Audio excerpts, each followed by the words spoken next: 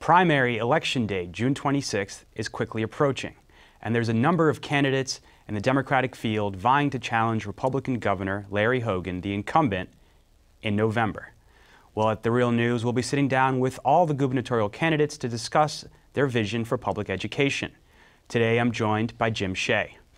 He is a former chair of the Board of Regents of the University of Maryland, University System of Maryland, the Empower Baltimore Management Corporation, and the Downtown Partnership of Baltimore. Thank you so much for joining us. Thank you for having me. So, we've seen a wave of teacher strikes sweep the country from West Virginia to Kentucky to Oklahoma, and one of the key issues facing teachers around the country is teacher pay and compensation and funding for education. Maryland ranks pretty well as far as teacher pay, about 8th in the nation, according to some studies. But the state's own findings have shown that Maryland schools are underfunded by $2.9 billion a year. What will you do to address this? And do you think that this unrest among teachers could spread to Maryland as well? Well, I have a full comprehensive education plan that calls for restructuring, revamping our K through 12, pre-K through 12, and funding it properly. And one of the key elements of it is to improve the circumstances for our educators. And that means everything from recruiting, educating, training, supporting, developing, peer review, and giving our educators the opportunity to advance without having to leave the ranks of teacher, the classroom. So often we have teachers who do better and better, need a pay raise. They'll either leave or become part of the administration. We need to keep our really great teachers in the classroom teaching, because that's all of us remember our education. It was that great teacher that turned us around. So we rank 8th in teacher compensation. We rank 1st in income. So I don't understand why we wouldn't rank 1st in teacher pay. But more than that, the United States as a whole is way behind the rest of the world in our educational systems and techniques, including particularly how we support our teachers. So being 8 in the United States puts us way down the line on a global platform. So as I say, a key element of my plan would be a career track for teachers that is much improved, including compensation. And sure, if we don't do our job, the teachers will speak out and we will have unrest here. So Larry Hogan, who you take aim at in your education plan, he says the issue isn't about funding, it's about accountability. His efforts to increase accountability, which is really a key word for deregulation of the public schools, has failed. It's not advanced through in Annapolis. What's your response to Governor Hogan? Well, I think when Governor Hogan says accountability, what he wants to do is blame people. His reaction to most problems is to point fingers and to blame, say it's somebody else's fault, not his. A true leader takes responsibility. And what accountability really means is identifying where the problems are and helping to fix them. That's the point of accountability. It's not to blame people. It's a red herring as an issue. We as a society, we as a state, we as a community need to work together and need to be led to a much, much more robust education system. Better funded, better organized across the board. And you mentioned international rankings, where the United States is behind some of the other countries in the developed world. But if you separate, if you take out the fact, you have to acknowledge the fact that the United States has the highest levels of child poverty, right, in the developed world, and which is it also has high levels of segregation, which persist. And the 50th anniversary of Dr. King's assassination just passed. It was interesting because a lot of people don't know that when he went to Chicago, he said he faced, he said he's never seen, even in Mississippi and Alabama, mobs as hateful as in Chicago when he was working to desegregate public schools and public housing and integrate housing there. If you're elected, will you take on this issue of segregation, which persists in Maryland, and it's not to say that black children can't learn with other black children. It's the fact that segregated schools lack the resources available to schools that have access to more wealth.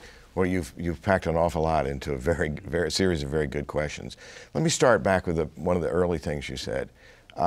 When you compare the United States' best students, the top quartile, to the rest of the world, this is not trying to take into account the full range of children that we educate. Just take the top portion. We rank well into the third and fourth quartile when you compare us to other industrialized nations. There was a study that showed us out of the 52 industrialized nations, the top students in the United States were behind, considerably behind, the best of the rest of the world. It's a very dangerous situation. So the rationale that we try to educate such a broad group really doesn't hold. We're behind, particularly in the STEM disciplines across the board. I think Dr. King would be very disappointed 50 years later in what he sees in the United States, and we should all be disappointed. We do need to tackle the concentrated poverty and the segregation that exists. It's a product of housing. It's a product of urban policies that have failed. It's a product of a failed education system as well. There's no real opportunity for children in areas of concentrated poverty in this state, and yet the upper echelon is prospering, particularly in the economy today, and we're pulling ourselves apart. It's the #1 rationale why I'm running for office. We need to come together as a community, and I think public education is the best way to do that. So right now, the Kirwan Commission, it's been meeting for years now, and it's finalizing its findings, which were delayed, and so they weren't addressed this year in Annapolis, but they will be addressed next year. So Kirwan is looking at the issue of funding, and it's using poverty as a proxy, right? It's not explicitly dealing with race. Do you think it should look at racial equity when it's when Annapolis is looking at how to allocate these additional funds, which studies have found it's some $2.9 billion every year that's needed?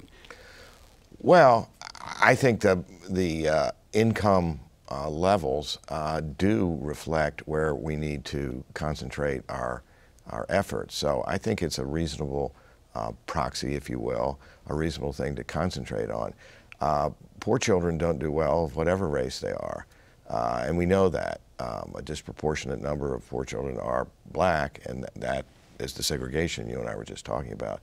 But I think it's a reasonable approach. I think if we can really focus in on those who have the least, we'll do much better. And by the way, the best practices around the world do exactly that. They give the best teachers and the most concentrated resources to the children that have the least. And we're not doing that. In Maryland, our state, where we're pretty complacent about our values, we fund schools that serve high-income children at a higher level than we fund schools that serve low-income children. That's called a regressive system. And the state's own findings and independent studies have confirmed that. Yes. We get a D in funding equity. And so I wanted to push back a little bit on Kirwan, because some of the advocates we've spoken to in Baltimore say that while poverty is a good start to examine opportunity, it doesn't factor in the legacy of segregation, the legacy of mass incarceration that still afflict communities today, especially in places like Baltimore. Well, I think that's a fair point. I think it's a very fair point. I think it ends up being reflected in poverty, those same factors. But I would not argue with you that is worth a real hard look. Now, what sets you apart from the other? It's a crowded field in the Democratic primary. What sets you apart from the other candidates? Well, I think it's two things. One, I think I have executive experience. I've run very large organizations, both public and private. University system is the largest public agency in the state. And the business I built is the largest in Maryland and one of the largest in the world. But secondly, I've looked at the issues in a comprehensive and thorough way. When we talk about education, I have a concrete, well thought out plan to resolve our problems in education and to advance the ball. And I think those two things set me apart. We all want good education. Larry Hogan wants good education. But I have both the skill and experience as well as the plan to get it accomplished. So I wanted to ask you about charter schools and voucher schools, something that our Education Secretary Betsy DeVos strongly believes in. She has worked to spread them for decades around the country. She was questioned on 60 Minutes and couldn't answer for the fact that after 20 years of those policies in Michigan, Michigan students have the worst gain in achievement in the entire country. Do you believe that this state should adopt, Maryland is a state with some of the strongest regulations on charter schools, should deregulate some of the controls on charter schools in this state? Well, I think we need to separate, particularly in Maryland, the difference between vouchers and charter schools. We have some very fine charter schools who are doing well, and I think that we should continue to let them innovate in the way they've been doing. But when you talk about vouchers or charter schools that are deregulated in effect, you're talking about a very different thing. The theory there is essentially, I don't want to pay for the education of somebody else's child. Mm-hmm. And when I hear that, I stop the person. I say, oh, really? Do you fly commercial airlines? And they say, yeah, sure. I say, do you realize that the pilot who landed you safely the last time you flew is somebody else's child? And that's the point. We need, as a society, to educate everyone. And if we do, it helps everyone. So the notion that we should concentrate our efforts on what amounts to separated education systems is not the way to go. So, to fund Maryland schools the way that studies have found it, if you bring up this number, $2.9 billion, you're gonna, whoever is governor next year is gonna need to build support to increase that spending into public schools. Do you think that taxes need to be raised on the wealthy and on corporations to help do that? Or how is that, where is that money going to come from? I don't think we need to raise taxes. Right now, we are the wealthiest state in the wealthiest nation in the history of the world. Our general revenues are increasing substantially each year. If we had just funded education at the same rate of increase that the general fund has increased, we'd be over $300 million ahead of where we are right now. We have sources of revenue without new taxes that are available. We are phasing in the lockbox on the casino, which was supposed to have been done years ago. 10 years ago is when the voters had on the ballot. And if we had been doing that, that too would have amounted to a lot of money.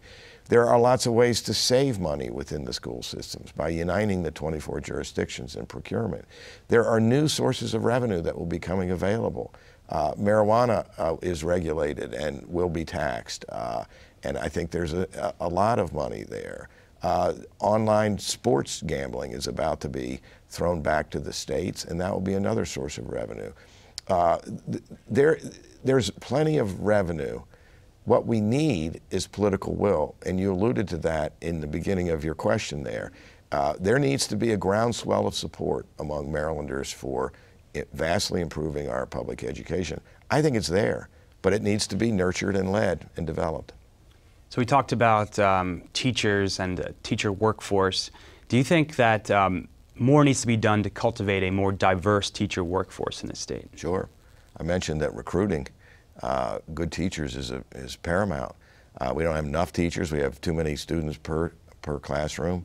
And we need great teachers, and that by definition means a diverse set of teachers.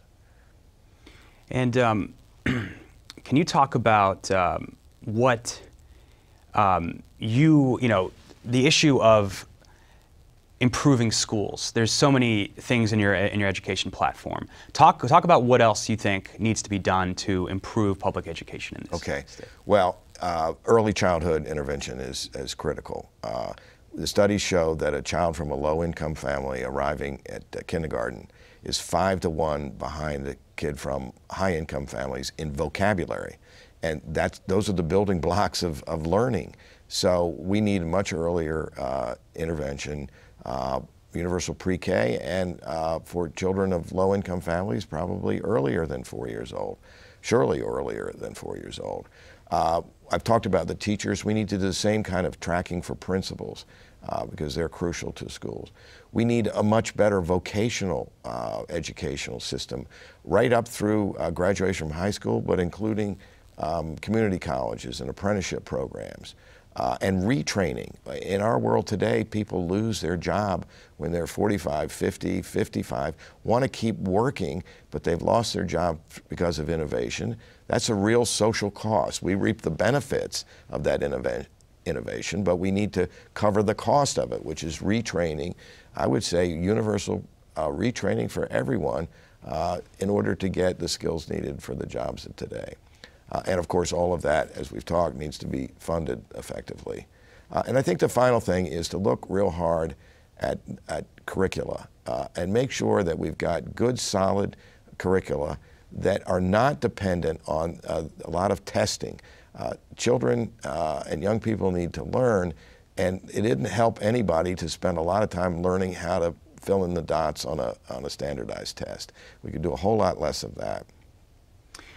And finally, what effort would you make to engage communities and families and students in further developing and implementing, if elected, your plan to reshape public education in Maryland? Well, I mean, that's crucial, isn't it? We talked about the will to fund education and whether that would be acceptable.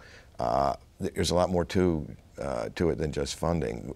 The involvement of the family in a young person's education, studies have shown, is crucial. So, and particularly in community schools and the